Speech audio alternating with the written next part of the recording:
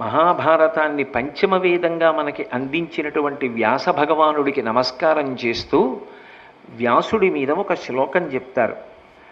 నమోస్తుతే వ్యాస విశాల బుద్ధే పుల్లారవిందాయత పత్రనేత్ర ఏనత్వయా భారతతైలపూర్ణ ప్రజ్వాలితో జ్ఞానమయ ప్రదీప అంటారు. నమోస్తుతే అని ప్రారంభం చేశారు. ప్రారంభమే నమస్కారంతో మొదలుపెట్టారు. ఓ వ్యాస భగవానుడా నీకు నమస్కారం. నమోస్తుతే వ్యాస విశాల బుద్ధే.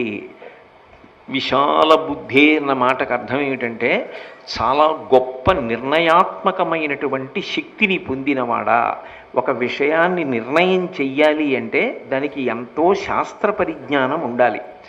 సాక్షాత్ బ్రహ్మగారి యొక్క అంశలో వచ్చినటువంటి వాడు కనుక పుట్టుకతోనే వేదములన్నింటినీ కూడా అవగతము చేసుకున్నవాడు కనుక ఆయన ఒక విషయాన్ని నిర్ణయించినట్లుగా నిర్ణయించడం అంత తేలికైన విషయం ఎవ్వరికీ కాదు కనుక నమోస్తుతే వ్యాస విశాల బుద్ధే పుల్లారవిందాయత పత్రనేత్ర. అరవిరిసినటువంటి తామర పువ్వు యొక్క రేకులు ఎలా ఉంటాయో అటువంటి కన్నులు కలిగినవాడా. ఏనత్వయా భారతతైలపూర్ణ ప్రజ్వాలితో జ్ఞానమయ ప్రదీప. మహాభారతము అనబడేటటువంటి తైలాన్ని పోసి ఒక ప్రమిదలో జ్ఞానమనేటటువంటి ఒత్తిని విరిగించి మాకందరికీ కూడా ప్రకాశాన్ని ఇచ్చావు. ఆ వెలుతురు ఉంది కాబట్టి మాకు పథం తెలుస్తోంది. పథము అంటే ప్రయాణించవలసినటువంటి మార్గము. ఒక మార్గము తెలియాలన్నా, ఒక వస్తువు ఏది అన్నది అవగతం కావాలన్నా వెలుతురు ప్రధానం. నేను చీకట్లో నడిచి వెడుతుంటే అక్కడ అడ్డంగా ఒక లావుపాటి తాడు పడి ఉందనుకోండి, నేను ఆ తాడు వంక చూసి పాము అని భ్రమ చెందవచ్చు. అది పాము అని అనుకోగానే దానికి ఓ పడగుందని, అది పడగెత్తుతోందని, బుస్సుమంటోందని భయం వేసి భయవిహ్వలురనై చెమటలు పట్టి ఏ విషయమూ స్ఫురణలోకి రాక అలాగే నిలబడిపోతాను. అప్పుడు నేను చదువుకున్నటువంటి చదువుకి సంబంధించినటువంటి పత్రములు కానీ, నేను చేస్తున్నటువంటి ఉద్యోగ సంబంధమైనటువంటి పత్రములను కానీ, నేను సంపాదించిన ఐశ్వర్య సంబంధమైన యాజమాన్య హక్కుని నిరూపణం చేసేటటువంటి పత్రములను కానీ ఏవి తీసుకొచ్చి అక్కడ పెట్టినా నాకు అది తాడో పామో అర్థం కాదు. అది తాడో పామో నాకు అర్థం అవ్వాలి అంటే అటుగా ఎవరో చూసి ఒక దీపం తీసుకొచ్చి దీపపు వెలుతురులో చూసి అయ్యో మీరు భయపడుతున్నారు, ఇది పాము కాదండి తాడు అన్నారు అనుకోండి, ఆ దీపపు వెలుతురులో నేను ఇది పాము కాదు తాడు అని తెలియగానే నాకున్నటువంటి భయం అంతా నశించిపోతుంది. అంటే అసత్యమేదో తెలియాలి, సత్యమేదో తెలియాలి. సత్యమైనటువంటి వస్తువు అవగాహనలోకి వచ్చినటువంటి ఉత్తర క్షణంలో మనిషి లోపల ఉన్నటువంటి భయం అంతా కూడా తొలగిపోతుంది. అలా మనకున్నటువంటి అజ్ఞానం అనేటటువంటి చీకటిని తొలగించగలిగినటువంటి జ్ఞానదీపాన్ని వ్యాస భగవానుడు వెలిగించాడు.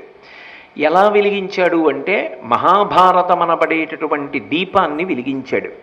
మహాభారతాన్ని పంచమ వేదము అని పిలుస్తారు. వేద రాశిని విభాగం చేసిన వాడు కూడా వ్యాసుడే. నిజానికి వేదములు మూడే. త్రైవేద్యం హృద్యం త్రిపురహరమాద్యం త్రినయనం అంటారు శంకరాచార్యుల వారు. అందులో ఋగ్వేదము, యజుర్వేదము, సామవేదము. మళ్ళీ ఈ మూడు వేదములలో ఉన్నటువంటి విశేషములనే ఉద్ధరించి అధర్వణ వేదాన్ని తీసుకొచ్చారు. కాబట్టి వేదములు 4 అయ్యాయి. 4 వేదములైతే 5వదైనటువంటి వేదంతో సమానమైనటువంటి ఒక గ్రంథాన్ని, ఒక ఇతిహాసాన్ని మనకి వ్యాస భగవానుడు అందించాడు. ఇతిహాసము అన్న మాటకు అర్థం ఏమిటంటే ఇతిహాసం, ఇది ఇట్లే జరిగినది. అందులో ఒక్క అక్షరం కూడా కల్పితం కాదు. ఆయన అందులో ఎవరి గురించి మాట్లాడుతున్నాడో, ఏ వంశాల గురించి ప్రతిపాదన చేస్తున్నాడో, ఎక్కడ ఏ విషయాలు జరిగాయని చెప్పారో అందులో ఒక్క అక్షరము కూడా కల్పింపబడినటువంటిది కాదు. అవి యథార్థముగా జరిగినటువంటి విషయములైతే వాటిని ఇతిహాసములు అని పిలుస్తారు. ఇతిహాసమునకుండే లక్షణం ఏమిటంటే ఇతిహాసమును రచించినటువంటి వ్యక్తి ఎవరుంటారో ఆయన కూడా ఇతిహాసంలోనే అంతర్భాగమై ఉంటాడు. ఉదాహరణకి శ్రీరామాయణం ఉందనుకోండి, అది ఇతిహాసము. శ్రీరామాయణాన్ని రచించినటువంటి వారు వాల్మీకి మహర్షి. అసలు రామాయణ ప్రారంభంలోనే వాల్మీకి మహర్షి యొక్క ఆశ్రమానికి నారదుడు రావడం దగ్గర ప్రారంభమవుతుంది. అలాగే సీతారాములు ఇద్దరూ విడిపోయినప్పుడు కూడా సీతమ్మ తల్లి వస్తే ఆశ్రమంలో ఉండడానికి అవకాశం కల్పించినటువంటి వాడు వాల్మీకి మహర్షి. ఎన్నో పర్యాయములు శ్రీరామాయణంలో వాల్మీకి మహర్షి కనపడతారు. అంటే తనని తాను అందులోకి వచ్చేటట్టుగా రచించారని కాదు, ఆయన కాలమునందు యథార్థముగా జరిగినటువంటి విషయాన్ని ఆయన అందించారు. అందుకే రామాయణము కానీ, భారతము కానీ, భాగవతము కానీ ఈ మూడు కూడా కల్పింపబడినటువంటి వాంగ్మయం కాదు, వాటిని ఇతిహాసములు అని పిలుస్తారు. ఇతిహాసము అంటే ఇవి ఇట్లే జరిగినది, ఇందులో ఒక్క అక్షరము కూడా కల్పింపబడినది కాదు. ఇప్పుడు మహాభారతంలో వ్యాసుడు కూడా అంతర్భాగం. ఆది పర్వం దగ్గర నుంచి చాలా పర్వాలలో వ్యాసుడు కనపడుతూనే ఉంటాడు. అసలు భారతాన్ని రచించినవాడు వ్యాసుడే, ఆ భారతంలో కనపడుతున్నవాడు వ్యాసుడే. ఎన్నో చోట్ల వ్యాసుడు కనపడతాడు. కానీ కనపడడం అంటే అది ఏదో కాకతాళీయంగా కనపడడం కాదు. కాకతాళీయము అన్న మాటకు అర్థం ఏమిటంటే, ఓ తాటి చెట్టు మీద కాకి ఎంత హేళగా వాలుతుందో అలా ఏదో సందర్భం లేకుండా కనపడడం కాదు. ఎక్కడెక్కడ తన యొక్క రాక అవసరమో అక్కడక్కడ మహాభారతంలో వ్యాసుడు కనపడుతూ ఉంటాడు. అలా కనపడ్డాడు అంటే ఆయన తప్పకుండా ఏదో ఒక మహోపకారాన్ని చేస్తూ ఉంటాడు. ఆయన అలా మహోపకారం అన్నా చేస్తాడు, సమాజానికి ఏదో ఒక అద్భుతమైనటువంటి విషయాన్ని చెప్పి అందిస్తాడు. అందుకే భారతంలో వ్యాసుడు ఎక్కడెక్కడ కనపడినా దాని వెనక ఏదో ఒక విశేషమైనటువంటి ప్రయోజనం ఉంటుంది. కాబట్టి అది ఇతిహాసమైంది. అటువంటి ఇతిహాసమునందు వ్యాస భగవానుడు మనందరికీ కూడా జ్ఞాన మార్గాన్ని అందించాడు, జ్ఞానాన్ని అందించాడు, జ్ఞాన జ్యోతిని వెలిగించాడు. ఇప్పుడు అది పంచమవేదం ఎందుకయింది? దాన్ని పంచమవేదము అని పిలవడానికి కారణం ఏమిటి? రామాయణాన్ని అలా పిలవలేదుగా, ఆది కావ్యము అని పిలిచారు, లేదా వేదోపబృంహణము అని పిలిచారు. భాగవతాన్ని అలా పిలవలేదు. కానీ భారతం దగ్గరికి వచ్చేటప్పటికి దాన్ని పంచమ వేదము అని పిలిచారు. ఎందుకు పంచమ వేదము అని పిలవబడింది అంటే, ఈ సృష్టిలో 84 లక్షల జీవరాశులు ఉన్నాయి. ఈ 84 లక్షల జీవరాశులు ప్రధానంగా 4 విభాగాలుగా జన్మిస్తాయి అని చెప్పి మనకి వేదం చెప్తోంది. జరాయుజములు, అండజములు, స్వేదజములు, ఉద్భుజములు అని 4 రకాలుగా వస్తాయి ప్రాణులు. జరాయుజములు అంటే మావి చేత పుట్టేవి. చాలా ప్రాణులు మావితో పుడతాయి. మన గోశాల్లో ఆవులు ఈనినప్పుడల్లా దూడలు మావితో పుడుతూ ఉంటాయి. మావితో పుట్టినటువంటి ప్రాణులను జరాయుజములు అని పిలుస్తారు. అలాగే అండజములు అంటే ఒక గుడ్డు ముందు పుట్టి ఆ గుడ్డు పెట్టినటువంటి తల్లి పక్షి ఏది ఉంటుందో ఆ తల్లి పక్షి పొదుగుతుంది. కొన్ని చోట్ల మగపక్షులు పొదుగుతాయి. అది ఆశ్చర్యకరమైన విషయం. అవి అన్నం కూడా తినకుండా పొదుగుతాయి. అది ఇంకా ఆశ్చర్యకరమైన విషయం.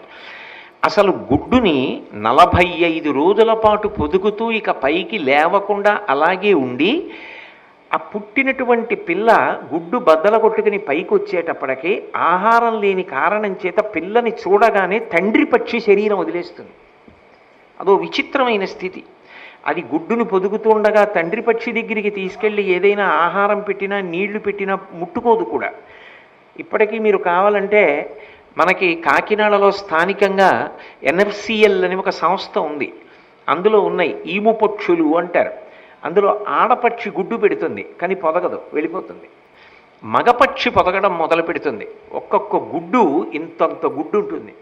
ఆ గుడ్డుని పొదగడం మొదలు పెడుతుంది. ఆ గుడ్డుని పొదగడానికి అది కూర్చుంటే 45 రోజులు అలాగే కూర్చుంటుంది. అలా కూర్చున్నప్పుడు అది నీళ్లు తిందు, ఆహారం పుచ్చుకోదు. కానీ అక్కడ వైద్యులు దానికి ఒక ప్రత్యేకమైన వ్యవస్థ చేసి కొన్ని ప్రత్యేకమైనటువంటి పోషక విలువలు కలిగినటువంటి ఆహారాన్ని శరీరంలోకి ఎక్కించి మగపక్షి మరణించకుండా కాపాడుతుంటారు. లేకపోతే అది 45 రోజులు పొదిగిన తరువాత శరీరం వదిలిపెట్టేస్తుంటుంది చాలా చోట్ల. మగపక్షి పొదిగితే బిడ్డ పుడుతూ ఉంటుంది. సృష్టిలో అనేకమైన విశేషాలు ఉంటాయి. ముందు గుడ్డు పుట్టి గుడ్డులోంచి బిడ్డ పుడితే ద్విజులు అంటారు, 2 మాటలు పుట్టింది కనుక. దాన్ని అండజములు అని పిలుస్తారు. స్వేదజములు అని చెమటలోంచి పుడతాయి కొన్ని, పేలు మొదలైనటువంటివి. అలాగే ఉద్భుజములు అని కొన్ని ప్రాణులు 4వ రకానికి చెందినవి, అవి భూమిని చీల్చుకుని పైకొస్తాయి. ఒక విత్తనం ఉందనుకోండి, బీజస్యంతరివంకురు జగదిదం ప్రాంగ్ నిర్వికల్పం పునః మాయా కల్పిత దేశకాల కలనా వైచిత్ర చిత్రీకృతం అంటారు శంకర భగవత్పాదులు దక్షిణామూర్తి స్తోత్రంలో. అలా ఒక గింజని తీసుకెళ్లి భూమి లోపల పెడితే అందులోంచి వచ్చినటువంటి అంకురం భూమిని చీల్చుకుని చెట్టుగా పైకొస్తుంది. భూమిని చీల్చుకుని పైకొచ్చి పెరిగితే దాన్ని ఉద్భుజము అని పిలుస్తారు. 4 రకాలుగా ప్రాణులు వస్తాయి. ఇందులో ఏ ప్రాణికి కూడా ధర్మము అన్న మాట అన్వయం కాదు. మీరు చాలా జాగ్రత్తగా గమనించవలసినటువంటి విషయం, బహు గంభీరమైన విషయాన్ని నేను ప్రతిపాదన చేస్తున్నా. మిగిలిన వాటన్నింటికీ కలిపి ఒకటే ధర్మం, పశుధర్మం అంటారు. పశుధర్మం అన్న మాటకు అర్థం ఏమిటంటే షడూర్ములని ఉంటాయి, 6 రకములైనటువంటి శరీరమునకు మనసుకు సంబంధించినటువంటి అవసరములను ఊర్ములని పిలుస్తారు. ఆకలి శరీర సంబంధం, ఆకలి వేసిందనుకోండి ఏదో ఒకటి తినాలి, అప్పుడు దానికి ధర్మంతో సంబంధం ఏం లేదు. ఒక పెద్ద పులి ఉందనుకోండి, దానికి ఆకలి వేసింది, ఆకలిస్తే నిండు చూలాలై ఇక ప్రసవించడానికి సిద్ధంగా ఉన్నటువంటి జింకాని కూడా చూడకుండా వెంట తరిమి చంపేస్తుంది. భాగవతంలో అటువంటి సందర్భం ఒకటి ఉంది కదా, చంపేస్తే అటువంటి సమయంలో కింద పడిపోయినటువంటి జింక పిల్లని కూడా కొట్టి చంపి తినేస్తుంది. అప్పుడు పులికి పాపం వచ్చిందా అంటే ఉండదు, ఎందుకంటే అది దాని ధర్మం అంతే, ఆకలేస్తే తినేస్తుంది, దానికి యుక్తాయుక్త విచక్షణ ఏం ఉండదు. కాబట్టి ఒకటి ఆకలి, 2 దప్పిక. దాహం వేసిందనుకోండి, ఇది అభిషేకానికి పట్టుకెడుతున్న నీళ్ళ లేకపోతే ఇది పవిత్రమైన సరోవరమా, ఇటువంటి వాటితో సంబంధమే ఉండదు, అది అక్కడ నీళ్లు తాగేస్తుంది అంతే, ఇంగిలి చేసేస్తుంది. అలాగే జర, జర అంటే వృద్ధాప్యం, అది కూడా శరీరానికే వస్తుంది. కొంతకాలం అయిపోయిన తర్వాత వృద్ధాప్యం వచ్చేస్తే అది కూడా మనలాగే కదలలేక నీరసపడి ఒక చోట పడి ఉంటుంది, జర. అలాగే ఇంకొక ఊర్మి శోకము, అది మనోసంబంధం, బాధపడుతూ ఉంటుంది, దానికి ఏదో బాధ ఉంటుంది, బాధ లేకపోవడం అనేటటువంటిది ఉండదు. ఏదో మీరు అనేక చోట్ల చూసి ఉంటారు, కుక్కలు వాటి పిల్లల మించి ఏదైనా వాహనం వెళ్ళిపోతే దాని కన్నుల ముందు ఆ పిల్ల వెళ్ళిపోవడాన్ని చూసి తట్టుకోలేక అది మనసులో గుర్తుండిపోయి ద్విచక్ర వాహనాలు వెడుతున్నప్పుడు ఆ క్రోధం మనసులో ఉండిపోయి వెంట పడుతూ ఉంటాయి. శోకము, లోపల శోకం ఉండిపోతుంది. మోహము, మోహము అంటే అజ్ఞానం, అది దాటడం వాటికి సాధ్యం కాదు. ఎందుకని అంటే అవి శాస్త్రాన్ని చదువుకోవడం ఎలా కుదురుతుంది, గురువుగారిని సేవించడం ఎలా కుదురుతుంది, భగవంతుణ్ణి ఎలా సేవిస్తాయి, అందుకని వాటికి అది సాధ్యం కాదు. అందుకే ఆకలి, దప్పిక, శోకము, మోహము, జర అంటే వృద్ధాప్యము, చిట్ట చివరిది మరణము శరీరాన్ని విడిచిపెట్టేస్తాయి. అది ఎవరైనా కానివ్వండి శరీరాన్ని విడిచిపెడతాయి. ఇవే తప్ప వాటికి ధర్మమన్న మాట అన్వయం కాదు. ధర్మమన్న మాట ఎవరికి అన్వయం అవుతుంది అంటే ఒక్క మనుష్యునకు మాత్రమే ధర్మం అన్వయం అవుతుంది. ఎందుకని అంటే జంతువునాం నరజన్మ దుర్లభం, అన్ని ప్రాణులలోకి ఉత్కృష్ట ప్రాణి ఏది అంటే ఒక్క మనుష్యుడే. మిగిలినవన్నీ వెన్నుపాం భూమికి అడ్డంగా ఉండేటట్టుగా పుట్టి భూమికి అడ్డంగా వెన్నుపాం పెరిగేటట్టుగా పెరుగుతున్నాయి. ఒక్క మనుష్యుడు భూమికి అడ్డంగా పుట్టి నిలువుగా పెరుగుతున్నాడు. అంటే దాని అర్థం ఊర్ధ్వముఖ చలనం చేసి భగవంతుణ్ణి తెలుసుకో, నువ్వెవరో నువ్వు తెలుసుకునేటటువంటి ప్రయత్నం చెయ్యి. నువ్వు కేవలంగా ఈ షడూర్ములను మాత్రమే అనుభవించడానికి ఈ భూమి మీదకి రాలేదు. నువ్వు శాస్త్రాన్ని చదవగలవు, గురువుగారి పాదములు పట్టుకోగలవు, నువ్వు సంసార సముద్రాన్ని దాటగలవు. భక్తి జ్ఞాన వైరాగ్యములనేటటువంటివి కేవలముగా మనుష్యుడికి మాత్రమే ఉన్నాయి. అందుకని నువ్వు భగవంతుని యొక్క కథలు, భాగవతుల యొక్క కథలు తెలుసుకుంటూ ఉండాలి. అమరేంద్రాదుల కొల్చు భంగిజనుల జక్షు సేవించగా విమల జ్ఞాన విరక్తి ముక్తి నొసగున్ వేయేల భూనాథ తత్ కమలాధీసు కథా సుధారస నదీ కల్లోల మాలా పరిభ్రమమెవ్వానికి నైన కర్ణయుగళీ పర్వంబు కాకుండునే అంటారు భాగవతంలో. ఆ భగవంతుని యొక్క కథలను శ్రద్ధతో ఆలకించినటువంటి వాడు భక్తి వైరాగ్యము చిట్ట చివర జ్ఞానమును పొంది ఆ జ్ఞానము వలన ఇక పుట్టవలసినటువంటి అవసరాన్ని పోగొట్టుకొని పునరావృత్తి రహిత శాశ్వత శివ సాయుధ్య స్థితిని పొందుతున్నాడు. ఇందులో మనుష్యునికి మాత్రమే ధర్మం అన్వయమవుతుంది కాబట్టి ధర్మం అనేటటువంటి మార్గాన్ని సువ్యవస్థితం చెయ్యాలి. ఎక్కువ మంది నడిచేటటువంటి మార్గాన్ని చాలా జాగ్రత్తగా ఎలా సిద్ధం చేస్తారో ధర్మం అనేది మనుష్యునకు అత్యంత ప్రధానం కాబట్టి ఆ ధర్మ మార్గాన్ని చూపించాలి. ఇది వేదం అయితే రాజశాసనంలా చెప్తుంది. సత్యం వద, సత్యమును పలుకు, ధర్మం చరా, ధర్మమును అనుష్ఠించు అని చెప్తుంది.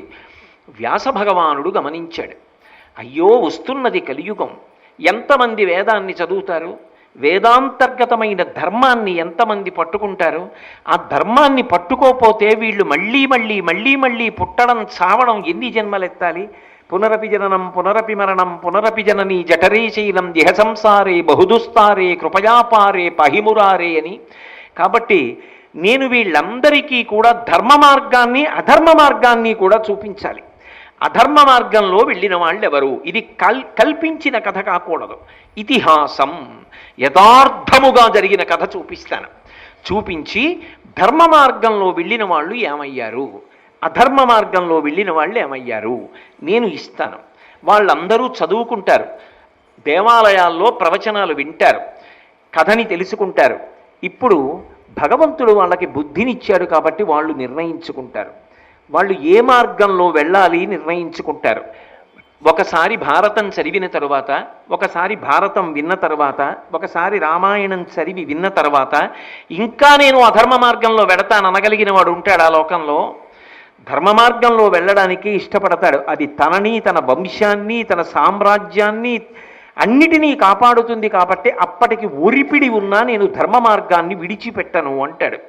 కాబట్టి ఈ ధర్మాధర్మ మార్గములను రెండింటినీ సువ్యవస్థితం చేయడం కోసం 4 వేదములలో భగవంతుడు ప్రతిపాదించినటువంటి సారభూతమైన విషయాన్నంతటినీ కూడా తీసి మళ్ళీ మనకి పంచమ వేదంగా భారతంలో 1,00,000 శ్లోకాలతో అందించాడు మహానుభావుడు.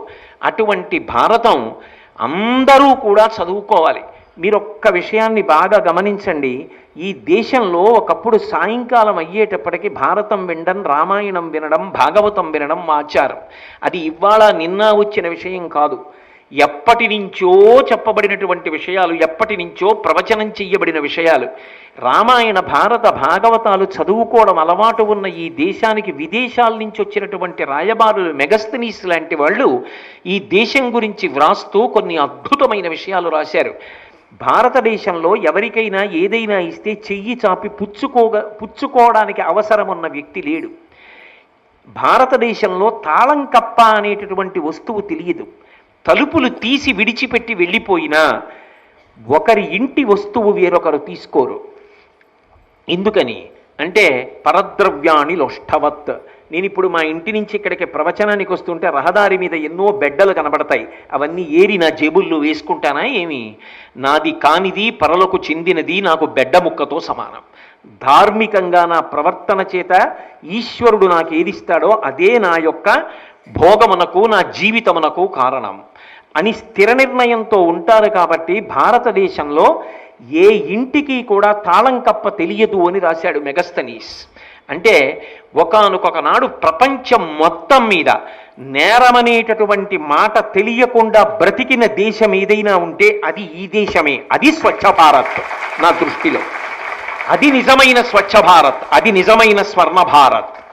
అటువంటి భారతదేశం ఎప్పటికీ ఉండాలి అంటే ఆనాడు ఏది విని ప్రజలందరూ ధర్మ మార్గంలో వెళ్ళారో అది మనం విడిచిపెట్టుకోకూడదు, అది మనకి బరువు కాకూడదు, అది ఏ కారణం చేత కూడా మనం పరిశీలించదగిన విషయం కాదు అన్న నిర్ణయానికి రాకూడదు.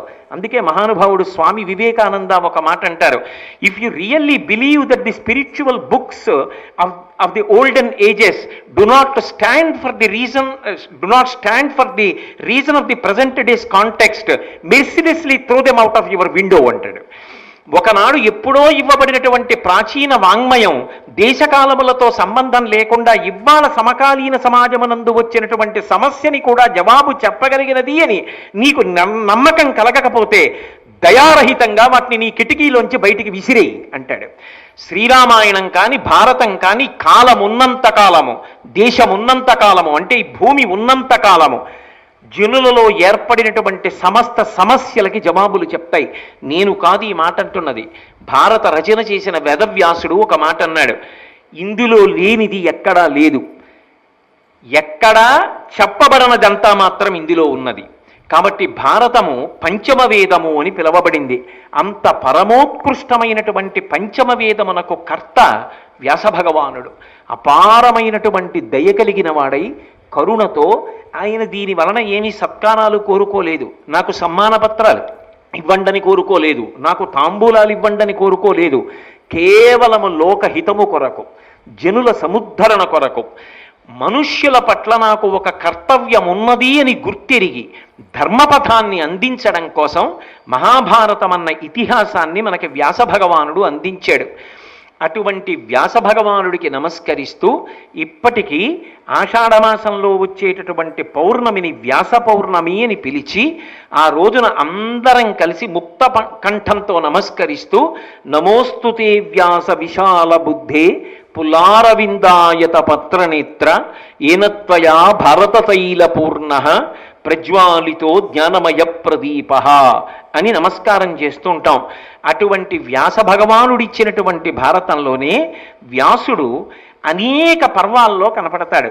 వ్యాసుడు కనపడ్డాడు అంటే దాని వెనక ఏదో ప్రయోజనం ఉంటుంది. నేను మీతో మనవి చేశాను, నేను ఈసారి చేస్తున్నటువంటి మహాభారతం మీద ప్రవచనాలు కేవలం పర్వం మీద కాకుండా మహాభారతంలో ఉన్నటువంటి వ్యక్తిపరంగా చేస్తాను అని మనవి చేశా. అందులో అసలు భారతానికి కర్త వ్యాస భగవానుడు కనుక నేను ఆ వ్యాసుడు 18 పర్వాల్లో ఎక్కడెక్కడ కనపడ్డాడన్న విషయాన్ని నా సాధ్యమైనంత వరకు అందించే ప్రయత్నం చేస్తాను. పరిపూర్ణంగా చెప్పగలను అని డాంబికంగా నేను మాట్లాడటం లేదు. నాకు భగవంతుని అనుగ్రహం చేత, మా గురువుల యొక్క అనుగ్రహం చేత ఎంతవరకు అర్థమైందో అంతవరకు మీ ముందు ప్రతిపాదన చేసేటటువంటి ప్రయత్నం చేస్తాను. వ్యాస భగవానుడు మహాభారతంలో ఆది పర్వంలో జనమేజయుడు సర్పయాగాన్ని చేస్తున్నప్పుడు కనపడతాడు. జనమేజయుడు సర్పయాగం చేస్తున్నప్పుడు ఒక యజ్ఞం జరుగుతోంది అనగానే ఆ యజ్ఞమునకు ఒక విధి విధానము ఉంటాయి. యజ్ఞము అనేటటువంటిది కేవలము సనాతన ధర్మమునకు మాత్రమే చెందినటువంటి ఒక అద్భుతమైన ప్రక్రియ. అగ్నిముఖంగా హవిస్సుని దేవతలకిస్తారు. స్వాహ అని పిలుస్తూ ఆ ఇచ్చినటువంటి ఆజ్యాన్ని, ఇచ్చినటువంటి చిరువు అంటే చేసినటువంటి పదార్థాన్ని మంత్రంతో కలిపి అగ్నిముఖంగా ఇస్తే వచ్చి కూర్చున్నటువంటి దేవతలు అందుకుంటారు. అటువంటి యజ్ఞం జరిగేటప్పుడు దాని మీద సాధికారులైనటువంటి వ్యక్తులు ఉండి పరీక్షించి నిర్ణయం చేసి ఇది విధానమే, ఇలా చేయవచ్చు అని చెప్పవలసి ఉంటుంది. అందుకే వేదమునందు అనురక్తి కలిగిన వాడు, వేద విభాగం చేసినవాడు, పుట్టుకతోనే వేదమయుడు అంటే వేదాంతర్గతమైనటువంటి కర్మభాగమునందు, కర్మ మార్గమునందు గొప్ప అధికారము కలిగినవాడు. కాబట్టి జనమేజయుడు చేస్తున్నటువంటి సర్పయాగంలో ఆ యాగ విధానాన్నంతటినీ పరిశీలించి నిర్ణయించడానికి వ్యాస భగవానుడు అక్కడికి వచ్చాడు. సరే, జనమేజయుడు చేసిన సర్పయాగం పూర్తయిపోయింది. అవబృధ స్నానం చేశాడు. సంతోషంగా జనమేజయుడు ఉన్నాడు. ఉన్న తరువాత ఒక రోజున వ్యాస భగవానుడు శిష్య ప్రశిష్య సహితంగా బయలుదేరి సభామంటపంలోకి ప్రవేశించాడు. ఆయన వస్తున్నాడు అంటే ఆయన వెనక ఎందరో శిష్యులు ఉంటారు, ఎందరో ప్రశిష్యులు ఉంటారు. ఎందుకు అలా గుమిగూడి ఉంటారు అంటే, గురువుగారు అంటే రగిలిపోతున్న జ్ఞానాగ్ని. ఆయన నోటి వెంట ఎప్పుడు ఏ మాట రానివ్వండి, అది ఒడిసి పట్టుకుని జీవితంలో అనుష్ఠాన పర్యంతంలోకి తెచ్చుకోవలసినటువంటి విషయం. ఒక గ్రంథాలయం నడిచి వెళ్ళిపోతే ఎలా ఉంటుందో, ఒక గురువు నడిచి వెడుతుంటే అలా ఉంటుంది. వ్యాసుడి వంటి మహానుభావుడు వెడుతుంటే ఏమో ఎప్పుడు ఏ మాట చెప్తాడో ఆ మాటని పట్టుకోవడం కోసం వెడతారు. మహాభారతాది ఇతిహాసములను చదివేటప్పుడు చాలా జాగ్రత్తగా చదవాలి. ఏదో భారతం చదువుతున్నాం, రోజుకో 50 పేజీలు చదివితే అన్నాళ్ళలో భారతం అయిపోతుందండి అని లెక్కలు కట్టుకు చదవడం కాదు. ఒక్క వాక్యం చాలు, ఏకైకమక్షరం ప్రోక్తం, ఒక అక్షరాన్ని శ్రద్ధతో పట్టుకుంటే శాస్త్రస్య గురువాక్యస్య సత్యబుద్ధ్యావధారణ సా శ్రద్ధ కడితా సిద్భి యయా వస్తూపలభ్యతే. ఆ శ్రద్ధ చేత నువ్వు అందుకోవలసినటువంటి ఫలితాన్ని అందుకుని ప్రయాణం చెయ్యవలసినటువంటి పథంలో ప్రయాణం చేస్తావు. కాబట్టి వ్యాసుడు వస్తున్నాడన్నా కూడా అంత జాగ్రత్తగా చెప్తారు కవిత్రయం. వ్యాస భగవానుడు వస్తున్నాడు అంటే ఆయన వెనకాతల శిష్యులు ప్రశిష్యులు అందరితో కలిసి జనమేజయుడి యొక్క సభామంటపంలోకి ప్రవేశించాడు. వచ్చి ఆ జనమేజయుడు చూపించినటువంటి ఉన్నతమైనటువంటి ఆసనం మీద కూర్చున్నాడు. గురువు గారు అన్న మాటకు అర్థం ఏంటంటే బరువు అయినవాడు అని. గురువు అంటే బరువు. గురువు గారి ముందు నించున్నవాడు ఎవరు అంటే లఘువు. గురువు లఘువు మీరు వినుంటారుగా. గురువు గారు బరువు అంటే శారీరకంగా చాలా బరువు ఉన్నవాడని కాదు దాని అర్థం. శిష్యుడి వైపు నుంచి గురువు బరువు. ఎలా అంటే గురువు అన్న మాటకు అర్థం ఏంటంటే గురి. మా గురువు గారు చెప్పారంటే దానికి తిరుగులేదు. ఇది శిష్యుడికి ఉన్న గురి. ఇప్పుడు గురువు మీద నమ్మకం, అందుకని ఆయన బరువు. ఆయనంత గొప్పవారు, ఆయన ముందు శిష్యుడు వంగుతాడు, అందుకని లఘువు. కాబట్టి ఉన్నతాసనమునిచ్చారు అంటే అది పటాటోపం కాదు, శిష్యుల యొక్క ధర్మం. అందుకని ఉచితాసనం వేసి దాని మీద కూర్చోబెట్టారు. ఇప్పుడు వ్యాస భగవానుడు ఆ ఆసనాన్ని అలంకరించి కూర్చునున్నాడు. కూర్చున్నటువంటి వ్యాసుడి గురించి ఒక అద్భుతమైనటువంటి పద్యాన్ని చెప్పారు నన్నయ్య గారు. నిజంగా వ్యాస భగవానుని వైభవం అంతా కూడా పద్యంలో ప్రకాశిస్తుంది. ఆది పర్వంలో మొట్టమొదట జనమేజయ సర్పయాగం పూర్తయిపోయిన తరువాత వచ్చి ఉచితాసనం మీద కూర్చున్నటువంటి ఆ వ్యాసుడు జనమేజయుని చేత అర్ఘ్యపాద్యాది సత్కారములను అందుకున్న వ్యాసుడు ఒక మహానుభావుడి ఇంటికి వచ్చాడు అంటే అయ్యా చేతులు కడుక్కోండి నీళ్ళు ఇస్తాం అర్ఘ్యం, అయ్యా కాళ్ళు కడుక్కోండి పాద్యం, ఇవి రెండూ ఇచ్చి కూర్చోపెట్టారు. వచ్చిన వ్యాసుడు ఎటువంటి వాడో చెప్తున్నారు నన్నయ్య గారు. పరమబ్రహ్మనిధిన్ పరాశరసుతున్ బ్రహ్మర్షి ముఖ్యున్ దయాపరు కౌరవ్య పితామహున్ జనహిత ప్రారంభు కృష్ణాజినాంబరు నీలాంబుద వర్ణదేహు అనురూప ప్రాంశున్ ఉద్యద్దివాకర రుక్పింగ జటాకలాపు గత రాగద్వేషున్ నిర్మత్సరున్. ఇన్ని విశేషణాలు వేశారు. ఎవరు వ్యాసుడు? ఆ వచ్చి కూర్చున్న ఆయన ఎటువంటి గుణములు కలిగినటువంటి వాడో చెప్తున్నారు. ఆయన ఉచితాసనం మీద కూర్చున్నాడు అంటే పరమబ్రహ్మనిధిన్. గురువుకి బ్రహ్మమునకు అభేదం. అందుకే గురువుని భగవన్ అని సంబోధిస్తుంటారు. మీరు రామాయణ కావ్యం చదివితే అనేక సందర్భాల్లో గురువుగారిని హే బ్రహ్మన్ అంటుంటారు. రామాదులు విశ్వామిత్రుడి దగ్గర మాట్లాడుతున్నప్పుడు గురుర్బ్రహ్మ గురుర్విష్ణు గురుర్దేవో మహేశ్వర గురు సాక్షాత్ పరబ్రహ్మ తస్మై శ్రీ గురవై నమః. గురువు బ్రహ్మనిధి, రాశీభూతమైనటువంటి జ్ఞానము. బ్రహ్మర్షి ముఖ్యున్, బ్రహ్మర్షులందరిలో కూడా ముఖ్యుడైనటువంటి వాడు. ఆయన పేరు మొట్టమొదట ప్రస్తావన చేస్తారు. కాబట్టి బ్రహ్మర్షి ముఖ్యున్ దయాపరు. గురువుకు ఉండవలసినటువంటి ప్రధానమైన లక్షణం ఏది అంటే కారుణ్యం ఉండాలి. మీరు ఒక్కటి జ్ఞాపకం పెట్టుకోండి, ఎవరి యందు ఏ గుణం ఉండాలో ఆ గుణము వారి యందు లేదనుకోండి, వారు ఇతరులకు ఉపకారం చేయడం సాధ్యం కాదు.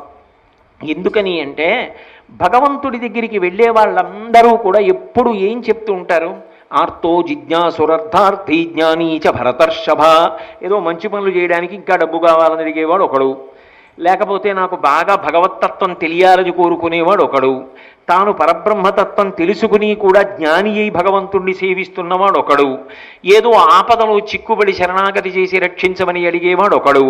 ఇంతమంది ఇన్ని కోరికలు కోరుతూ ఉంటారు. ఇంతమంది ఇన్ని కోరికలు కోరుతున్నా భగవంతుడు ఎప్పుడైనా దిక్కుమాలిన గొడవ అని చెప్పి విసుక్కున్నది కనపడుతుందా? విసుక్కోడు. ఎందుకు విసుక్కోడు అంటే ఆయన దయ దానికి కారణం. అందుకే మీరు చూడండి, భగవదంశ కలిగినటువంటి వాళ్ళు ఎవరుంటారో అటువంటి వాళ్ళందరినీ కూడా భగవంతుడిగానే వేదం గుర్తిస్తుంది. వైద్యో నారాయణో హరిహి ప్రథమో దైవ్యోభిషకు. వైద్యుణ్ణి భగవంతుడిగా చెప్తారు. ఎందుకని అంటే వైద్యుడు ఎంతకాలం వైద్యం చేయనివ్వండి, ఆయనకి ఎంతమంది గదిలోకి వస్తుండనివ్వండి, ఎంతమంది గదిలోంచి వెళ్ళిపోతూ ఉండనివ్వండి, వచ్చిన వాళ్ళందరూ ఏం చెప్తారు? అయ్యా నిన్నటి నుంచి దగ్గుగా ఉందండి, మొన్నటి నుంచి తలకాయ పోటుగా ఉందండి, 3 రోజుల క్రితం నుంచి జ్వరం తగ్గట్లేదండి, ఇది చెప్పేవాళ్లే వస్తారు తప్ప ఏమిటో మీరు విసిగెత్తిపోతున్నారు, మీకు 4 మంచి మాటలు చెప్దామని వచ్చాను, సంతోషిస్తారని వచ్చాను, ఈ మధ్యనే ఓ చలనచిత్రం విడుదలైందన కథ చెప్పడానికి ఎవరైనా వస్తారా? రారు. కానీ నిద్రలేచిన దగ్గర నుంచి వచ్చే వాళ్ళందరూ వీళ్ళే వస్తారా అని వైద్యుడు విసుక్కుంటాడా? విసుక్కోడు. ఎందుకు విసుక్కోడు? ఆయన దయ కారణం. అరే నేను భగవద్విభూతి చేత వాళ్ళ రోగాన్ని నయం చేస్తానని వాళ్ళు నా మీద నమ్మకంతో నా దగ్గరికి వస్తున్నారు.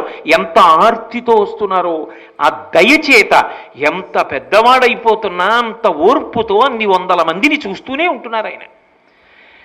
కాబట్టి ప్రథమో దైవ్యోభిషకు, ఆ ఈశ్వరాంశ లేనిదే వైద్యుడు కాలేడు అన్నారు.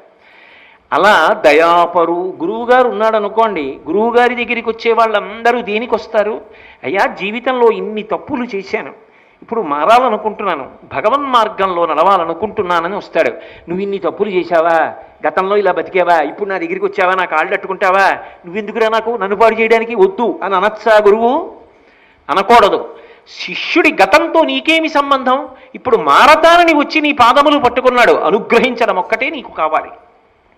ఎక్కడో పుట్టల మీద పెరిగినటువంటి పసరిక గడ్డి తింటుంది ఆవు, మనకు అక్కర్లేనటువంటి కాలువలలో ప్రవహిస్తున్న నీరు తాగుతుంది. గబగబా తిని ఏ పామో పైకొచ్చి కరవకుండా తినేసి ఎక్కడికో వెళ్ళి ప్రశాంతంగా పడుకుని కడుపులో ఉన్న గడ్డిని లొంగ చుట్టి పైకి తెచ్చి మళ్ళీ నవిలి జీర్ణం చేసుకుంటుంది. గొప్ప పాలు తయారు చేస్తుంది. బ్రహ్మచారి, గృహస్థు, వానప్రస్థు, సన్యాసి ఆ పాలు పట్టుకెళ్ళి శివుడికి అభిషేకం చేసిన, విష్ణువుకి అభిషేకం చేసిన స్వర్గలోకవాసం వస్తోంది, ఇహము పరము ఇస్తోంది. తల్లి లేని బిడ్డలు కూడా పసిపాలు ఆవు పాలు తాగుతున్నారు, రోగులు ఆవు పాలు తాగుతున్నారు.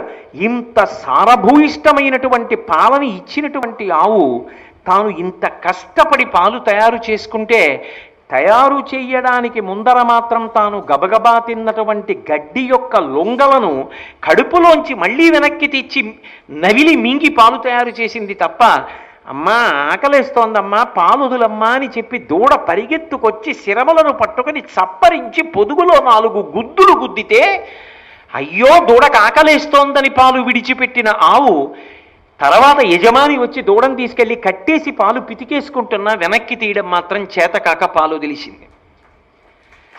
దానికి దయాగుణం ఉండబట్టి కదా ఇంత కష్టపడి తయారు చేసిన పాలు మనకి ఇచ్చేస్తోంది. ఈ పాలు పట్టుకెళ్ళి అభిషేకం చేస్తే పాపములు పోగొట్టుకుని ఉత్తమ గతులు పొద్దుతున్నావు, నేను ఎందుకు ఇవ్వాలి పాలను ఆవు అడుగుతోందా? దయ కలిగినది కాబట్టి ప్రార్థన కాదు, వెళ్ళి 4 గుద్దులు గుద్దితే పొదుగులో పాలు దులుతోంది. వాడు ఎటువంటి వాడు నీకు అనవసరం. ఇవాళ మారి వచ్చి ఆవు పొదుగులో దూడ గుద్దినట్టు వచ్చి పాదముల మీద పడి గురువుగారు 4 మంచి మాటలు చెప్పి నా జీవితాన్ని ఉద్ధరించండి అంటే చెప్పకుండా ఉండలేక చెప్పిన వాడెవరో వాడు గురువు. అందుకే గురువు యొక్క మొదటి లక్షణం దయ.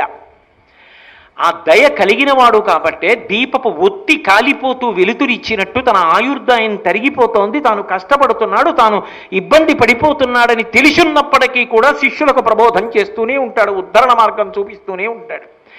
అది వ్యాస భగవానుడు గురువులకు గురువై లోకమునకు అందించాడు.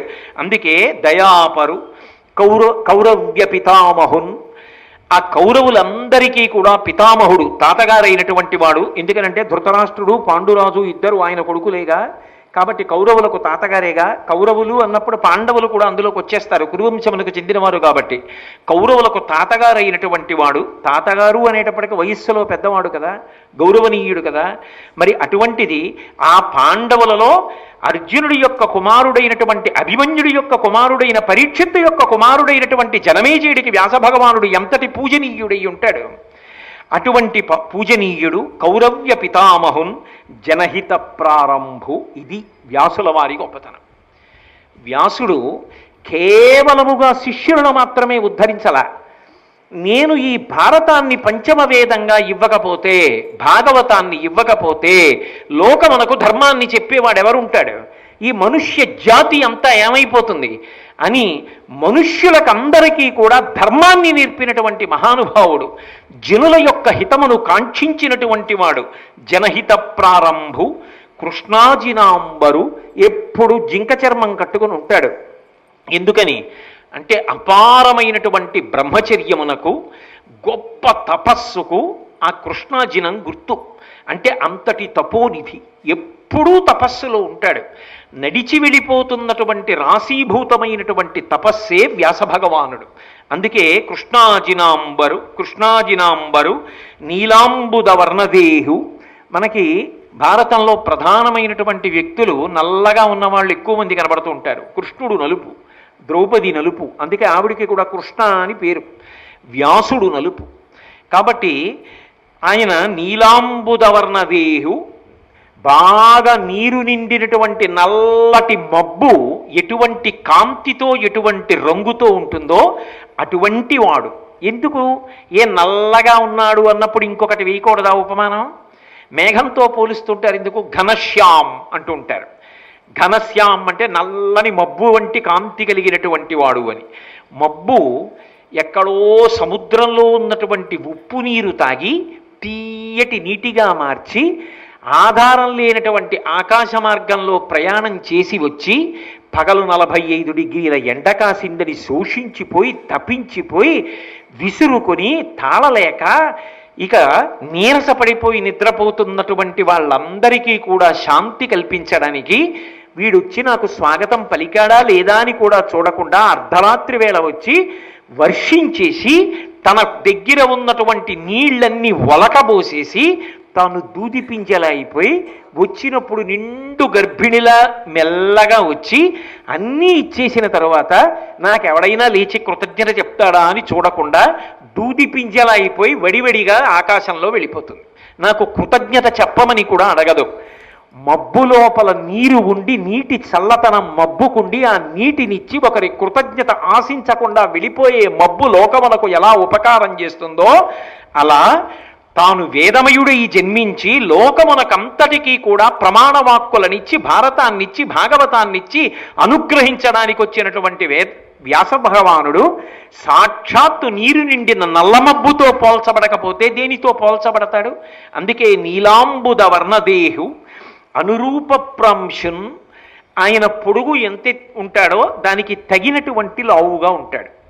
ఏదో పొట్టిగా లావుగా ఉన్నాడండి అండం కుదరదు, పొడుగ్గా బక్కగా ఉన్నాడండి అండం కుదరదు. ఎలా ఉండాలో అలా ఉంటాడు. అది దేహమునకు ఉండవలసినటువంటి సౌష్ఠవం. కాబట్టి అనురూప ప్రాంశున్ ఉద్యద్దివాకర రుక్పింగ జటాకలాపు. ఉదయిస్తున్నటువంటి సూర్యభగవానుడి యొక్క ఎర్రటి కాంతి అరుణకాంతులు ఎలా ఉంటాయో అటువంటి అరుణకాంతులతో కూడుకున్నటువంటి జటాజూటమున్నవాడు, అటువంటి జటలతో కూడుకున్నటువంటి శిరస్సు కలిగినటువంటి వాడు. ఎందుచేత ఆ జుట్టుకి తైల సంస్కారం ఉండదు, ఎప్పుడు తపస్సులో ఉంటాడు. అలా తపస్సులో ఉన్న కారణం చేత ఆ జుత్తంతా కూడా ఉదయిస్తున్న సూర్యబింబము యొక్క ఎర్రటి కాంతులు ఎలా ఉంటాయో అటువంటి కాంతులతో కూడినటువంటి కేశపాశంగా మారిపోయింది. గత రాగద్వేషం, ఆయనకి రాగము లేదు ద్వేషము లేదు. ఇది చాలా చాలా గొప్ప మాట సుమండి. ఇది ఏదో పద్యంలో చదివేసి చెప్పేసినంత తేలిక విషయం కాదు. మనసు పట్టుకోవాలి అంటే రెండే కారణాలు ఉంటాయి దానికి. ఈ రెండు కారణాల చేతే పట్టుకుంటుంది. ఒకటి రాగము చేత పట్టుకుంటుంది. నాకు ఎవరి మీదైనా చాలా ప్రేమ ఉందనుకోండి అక్కడే తిరుగుతుంది. నాకు మా అబ్బాయి అంటే చాలా ప్రేమ అనుకోండి, ఏం చేస్తున్నా వాడి గుర్తొస్తాడు. పొద్దున నిద్ర లేవగానే వాడు గుర్తొస్తాడు. వాడు ఏం చేస్తున్నాడు, పలహారం చేస్తున్నాడు అనుకోండి, వాడికి పాపం ఇది ఇష్టం, తింటున్నాడో లేదో. భోజనం చేస్తున్నాడు అనుకోండి, అయ్యో కొత్త ఊరగాయ వేసిందే భార్య, వాడు తిన్నాడో లేదో, వాడికి ఇష్టం పాపం కొత్త ఊరగాయ. ఏది చేస్తున్నా వాడు జ్ఞాపకానికి వస్తాడు. ఎందుకని? రాగం ఉన్నది కనుక. అంటే నేను ఒక ఉదాహరణకి చెప్తున్నాను సుమండి. నాకు ప్రేమ ఉంది కాబట్టి పట్టుకుంటుంది మనస్సు. ద్వేషం ఉందనుకోండి అలాగే పట్టుకుంటుంది. నాకు ఎవరి మీదో విపరీతమైన కోపం ఉందనుకోండి, అప్పుడు ఏం చేస్తుందంటే దాన్ని మీరు ఎంత మళ్ళిద్దామని ప్రయత్నం చేయండి, మళ్ళీ వెళ్ళి ఆ దుర్మార్గుడు నాకు ఇంత అపకారం చేసేశాడు అని చెప్పి వాణ్ణే పట్టుకుని సతాయించేస్తుంటుంది. మీకు పరీక్ష ఏమిటో తెలుసా? మీరు రాగము ద్వేషము దాటి నిలబడగలుగుతున్నారా అని పరిశీలించుకోవాలంటే ఓ పుస్తకాన్ని చదివి కొంతసేపు పుస్తకాన్ని మూసి మీరు ఆ పుస్తకంలో ఎంత విషయాన్ని గమనించారు అని ఆలోచిస్తే, మీరు ద్వేషంతో కానీ రాగంతో కానీ ఉంటే కళ్ళు పుస్తకాన్ని చదువుతాయి తప్ప పుస్తకంలో ఉన్న విషయం మస్తిష్కంలోకి వెళ్ళదు. మీరు దాని గురించి ఆలోచిస్తూ ఉంటారు. నేను ఒక చోట చూశా, వెంకటేశ్వర స్వామి సహస్రదీపాలంకార సేవకొచ్చి కూడా ఎవరినో తలుచుకుని దెబ్బలాడుకుంటున్నారు అక్కడ. గతరాగద్వేషున్, ఆయనకి రాగము లేదు, ద్వేషము లేదు. మమకారము పెట్టుకోడు, ద్వేషము పెట్టుకోడు. ఆయనకంటూ మమకారం ఉంటే శాస్త్రము వలన మమకారం అంతే. కాబట్టి ఇప్పుడు ఆయన మనసు పట్టుకోవడానికి కారణాలు ఏమున్నాయి? ఏ రాగము లేదు, ద్వేషము లేదు. కాబట్టి ఇప్పుడు ఆయన చెప్పిన మాట అది వింటుంది అని గుర్తు. ఇది మీరు చాలా జాగ్రత్తగా గమనించాల్సిమండి. అసలు మన జీవితంలో మన మాట విననిది అన్నది ఎవరైనా ఉంటే మనసు ఒకటే. ఎందుకని అంటే నువ్వు ఇది చెయ్యి అనగానే అది చేసేసింది అనుకోండి, మనిషి తరించిపోలా. భారతాన్ని పట్టేసుకోడు, రామాయణాన్ని పట్టేసుకోడు, భగవంతుడిని పట్టేసుకోడు. అలా పట్టుకోకుండా పారిపోతూ ఉంటుంది. కాబట్టి ఇంత అల్లరి వచ్చింది, ఇంత వాంగ్మయం వచ్చింది. లేకపోతే ఎంత తేలికండి, మనసు చెప్పిన మాట వింటే మనసుని సంస్కరించడానికి వాంగ్మయం అంతా వచ్చింది. వ్యాసుడికి ఈ ఇబ్బందులు లేవు, ఆయన మనసుని గెలిచాడు. గతరాగద్వేషం, ఆయనకి రాగము లేదు, ద్వేషము లేదు. అందుకే ఆయన మనసుని పిలిచి ఏది పట్టుకోమంటే అది పట్టుకుంటాడు. మీరు చూడండి, ఓ ఎద్దుని మొట్టమొదట్లో బండి ఎత్తి కాడి కింద తల పెట్టమంటే, మెడ పెట్టమంటే పెట్టదు.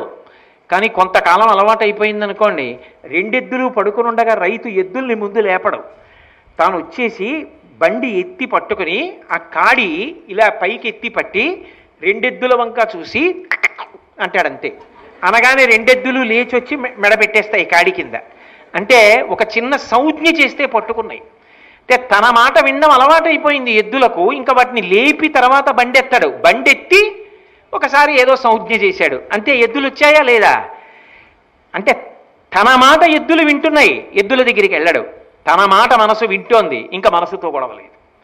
వెళ్ళి పట్టుకో అంటే పట్టుకుంటుంది. ఓసారి ఆ విషయం కూడా ఆలోచించు, లేకపోతే లేనిపోని ఇబ్బంది కదా, ఒకసారి ఆలోచించు అంటే ఆలోచిస్తు. ఇంకా దాని ఊసి వదిలిపెట్టు. 24 గంటలు అదే. జీవితం పాడైపోట్లా, కాలం పాడైపోట్లా, భారతం పట్టుకో అంటే పట్టుకుంటుంది. అది మాటలండి, అదంత తేలిక. ఆ స్థాయికి వెళ్ళడం ఎంత గొప్ప విషయం. అది ఈ దేశం యొక్క గొప్పతనం. ఈ దేశంలో ఎవరు గౌరవింపబడ్డారు అంటే మనసుని అలా సంస్కరించుకున్నవాడెవరో వాడు గౌరవింపబడ్డాడు. అందుకని ఉచితాసనం ఇచ్చి కూర్చోబెట్టారు. రాగద్వేషములకు నిలయమైపోయిన వాడు ఎంత పెద్ద ఆసనం మీద కూర్చుంటే మాత్రం ఉపయోగమే ఉంటుంది. రాగద్వేషములను జయించిన వాడు ఆ ఆసనం మీద కూర్చోవడానికి అర్హతను పొందుతాడు అన్నది భారతం యొక్క సిద్ధాంతం. కాబట్టి ఉజ్జద్దివాకర రుక్పింగ జటా కలాపుగత రాగద్వేషం నిర్మత్సరం. మాత్సర్యము లేదు ఆయనకి. మాత్సర్యము అన్న మాటకు అర్థం ఏమిటి అంటే, ఎప్పుడైనా సరే ఎవరి ఎందైనా దోషం చూపించాలనిపించింది అనుకోండి, అంటే మనకు ఆయన అంటే కిట్టదు. ఎందుకు కిట్టదు అంటే, మనలా ఆయన పాడైపోయే మార్గంలో లేడు అనిపించింది అనుకోండి, అప్పుడు ఏం చేయాలి? ఆయన మీద అసూయ పెరుగుతుంది. అసూయ పెరిగితే ఏం చేయాలి? లేని దోషములు ఉన్నట్టుగా చెప్పాలి. ఇదంతా లేనిపోని అక్కర్లేని కార్యక్రమాలు. మీరు సాధారణంగా చూడండి, సమాజమునందు ఎప్పుడూ కూడా మీకు ముగ్గురు తటస్థిస్తారు. మీరు ఈ ముగ్గురిని దాటి బతకడం మీకు సాధ్యం కాదు. ఒకటి, మీకన్నా తక్కువ స్థాయి వాళ్ళు సమాజంలో కనపడతారు. 2, మీతో సమానులు కనపడతారు. 3, మీకన్నా అధికులు కనపడతారు. పతనం అయిపోవడానికి తేలిక మార్గం ఏమిటో తెలుసా? మనసుకి ఏ శిక్షణ ఇవ్వవలసిన అవసరం లేకుండా మనసు తనంత తాను ఏమని ప్రతిస్పందిస్తుందంటే, నాకన్నా తక్కువ వాడు కనపడ్డాడు అనుకోండి, ఆయనకి ఏమొచ్చండి? అహంకారం. నాతో సమానుడు కనపడ్డాడు అనుకోండి, ఏముందండి? ఆయన బీకాం చదువుకున్నారు, నేను బీకాం చదువుకున్నాను. ఆంగ్ల భాషలో అయితే ఇంకా తేలిక మాట ఉంటుంది. After all is my equivalent counter part అంటాడు. నాతో సమానమైన హోదా అండి. నేను సంతకం పెడితే ఎంతో, ఆయన సంతకం పెడితే ఏమిటి? ఆయన గొప్ప సమానుడు, ఆదరణ లేదు. తనకన్నా అధికుడు రంధ్రాన్వేషం. అబ్బే ఏదో వచ్చేసాడు కానండి ఆ పదవిలోకి, ఏమొచ్చండి ఆయనకి? ఇక నువ్వు ఈ ముగ్గురి నుంచి తప్పించుకోలేవు. కాబట్టి సమాజమునందు నువ్వేమవుతున్నావు? ఈ ముగ్గురితో సమన్వయంలో పతనమైపోతున్నావు. ప్రతి క్షణం నువ్వు జారిపోతున్నావు. ఇతరుల్ని ఏమన్నావో నాకు అనవసరం, వాళ్ళు ఏం పడ్డారో నాకు అనవసరం, నువ్వు పాడైపోయావా లేదా? ఇది తిరిగిందనుకోండి, తనకన్నా తక్కువ వాడు కనపడ్డాడు. ఒకనాడు నాకు తెలుసా, ఈనాడు ఈయనకన్నా నేను కొంచెం పై స్థాయిలో నిలబడ్డానుగా సాధన చేసి, ఆ భగవంతుడు అనుగ్రహిస్తే సాధన చేసి ఎంత స్థాయికి ఎడతాడో. ఎందుకయ్యా బెగ్గబెట్టుకుంటావు? ఒక మాట చదివితే రాంది 10 మాటలు చదవయ్యా? ఒక మాట నిలబడిన మనసుని 10 మాటలు ప్రయత్నం చేసి సాధన చేసి నిలబెట్టవయ్యా? నీ మనసు నీ మాట వినకపోతే 10 మాటలు ప్రవచనాలు వినవయ్యా? 10 మాటలు భారతం చదవయ్యా? ఇప్పుడు తన కన్నా క్రిందివాడి పట్ల ఆదరభావంతో ఉంటాడు. వాడు వృద్ధిలోకి రావాలన్న ప్రేమ భావన చేత ఉంటాడు. ఇప్పుడు పాపాన్ని మూటకట్టుకోడు. తనతో సమానుడు కనబడ్డాడు. నేను ఎంత కష్టపడితే ఈ స్థాయికి వచ్చాను, ఆయన ఎంత కష్టపడితే ఈ స్థాయికి వచ్చి ఉంటారు. స్నేహభావం, ఆయన పట్ల సోదరభావం. ఇప్పుడు ఎంతో ప్రేమతో మసలుతాడు. కాబట్టి పాపాన్ని మూట కట్టుకోడు. తనకన్నా అధికుడు కనబడ్డాడు. ఎంత పుణ్యం చేశాడో, గత జన్మలలో ఎంత మేలు చేసి ఉండకపోతే, ఎంతమందికి ఉపకారం చేసి ఉండకపోతే ఇవాళ ఇంత పెద్ద స్థానంలో కూర్చున్నాడు, ఇంత గొప్పవాడయ్యాడు, ఇన్ని పద్యాలు చెప్పగలుగుతున్నాడు, ఇన్ని శ్లోకాలు చెప్తున్నాడు, ఇన్ని గ్రంథాలు వ్రాశాడు, ఇంత సరస్వతీ కటాక్షం పొందాడంటే మహానుభావుడు ఎంత తపస్సు చేశాడో, ఎంత సాధన చేశాడో, ఎంత కష్టపడి చదివారో. ఆయన పాద ధూళి నా తల మీద పడి నేను కూడా ఆయనలా ఎదగగలగాలి. అయ్యా నన్ను ఆశీర్వదించండి అని ఆయన కాళ్ళ మీద పడతాడు. ఇప్పుడు చెప్పండి, ఆ ముగ్గురి నుంచి తప్పించుకోలేకపోయినా నీ మనసుని మార్చకోగలిగితే నువ్వు ఉన్నతుడిగా నిలబడతావు.